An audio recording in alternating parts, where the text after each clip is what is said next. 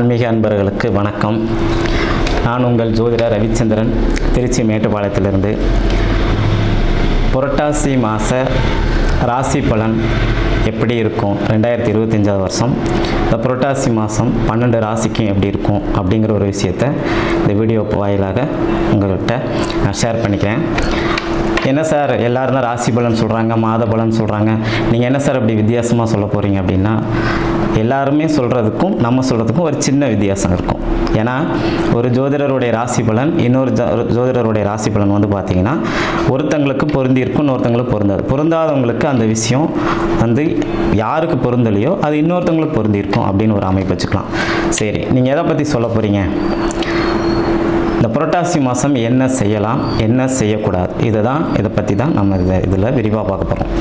First நம்மளுடைய முதலீடு செய்யலாமா செய்ய வேணாமா அப்படிங்கிற ஒரு கேள்வி.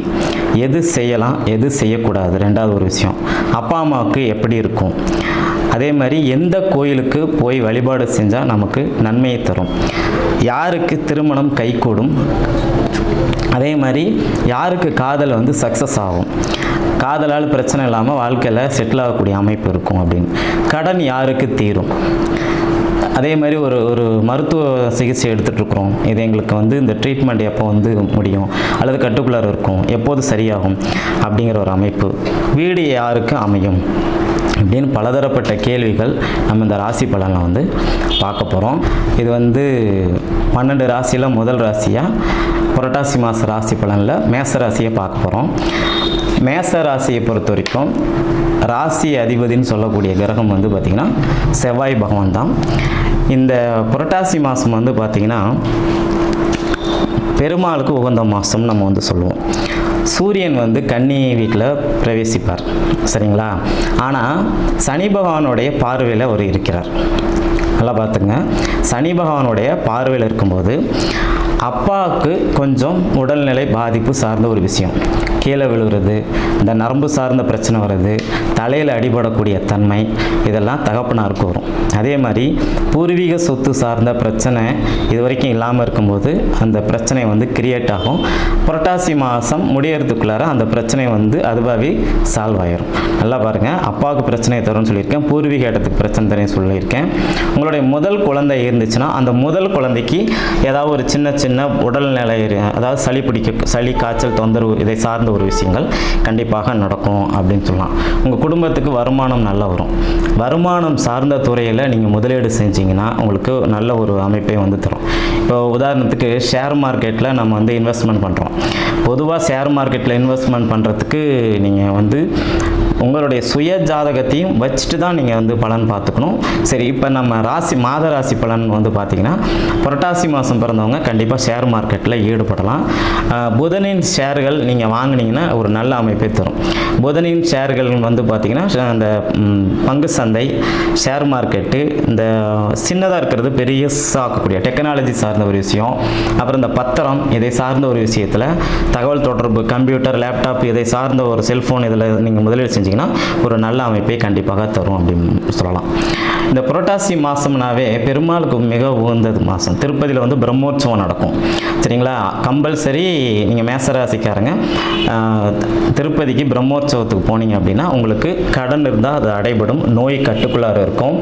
நீங்கள் முதலீடு சார்ந்த வகையில் இப்போ நம்ம சொன்ன பார்த்திங்களா, இந்த முதலீடுகள்லாம் செய்யும்போது உங்களுக்கு ஒரு நல்ல ஒரு துவக்கமும் இருக்கும் அப்படிங்கிற ஒரு அமைப்பு வந்து சொல்லலாம். சரி, இந்த மேசராசியில் பிறந்தவங்களுக்கு காதல் எந்த மாதிரி அமையும் அப்படின்னு சொல்லி பார்த்தீங்கன்னா, இந்த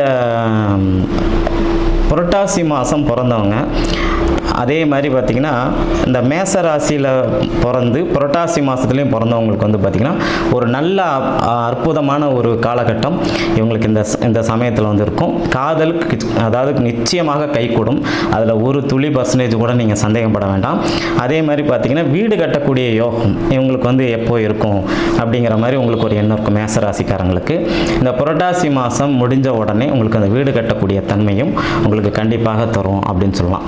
சரி, இதில் வேறு ஒன்றும் சார் நீங்கள் எல்லாமே பாசிட்டிவ் பலனே சொல்லியிருக்கீங்க சார், தாயை பற்றி எதுவும் சொல்லலை அப்படிங்கிற மாதிரி உங்களுடைய கேள்வி இருக்குது. அது எனக்கு நல்லாவே தெரியுது. நல்லா கவனிச்சுங்க. தாய்க்கு பெருசாக எந்த பாதிப்பும் இருக்காது. அவங்க டைமுக்கு சாப்பிட்டுட்டு மாத்திரை மருந்து சாப்பிட்டுட்டு இருந்தால் போதும்.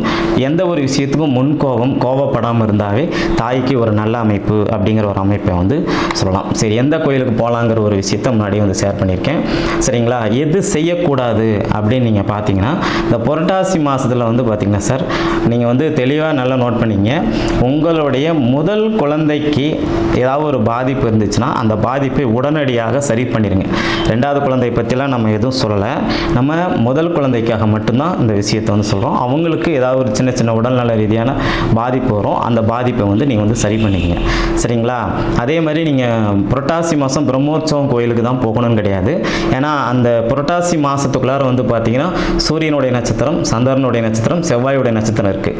சூரியனா சிவன், சந்திரனா லட்சுமி அம்பாள், செவ்வாயினா பார்த்தீங்கன்னா முருகப்பெருமான். இந்த 3 கிரக நட்சத்திரத்துக்கும் உரிய அந்த தெய்வங்களையும் நீங்கள் வழிபடும் போது பார்த்தீங்கன்னாலும் உங்களுக்கு ஒரு மிகப்பெரிய சிறப்பான ஒரு பலன்கள் வந்து இந்த மாதம் வருவதற்கான வாய்ப்பு அதிகம். நல்லா மறுபடியும் ஒரு முறை சொல்கிறேன், இந்த நரம்பு சார்ந்த பிரச்சனை, எலும்பு சார்ந்த பிரச்சனை, இந்த விட்டமின் டி குறைபாடு, இதெல்லாம் புரட்டாசி மாதத்தில் உங்களுக்கு வருவதற்கு வாய்ப்பு இருக்குது. அதுக்கு தகுந்த மாதிரி உங்களுடைய வாழ்க்கை ஸ்டைலை மாற்றிக்கங்க.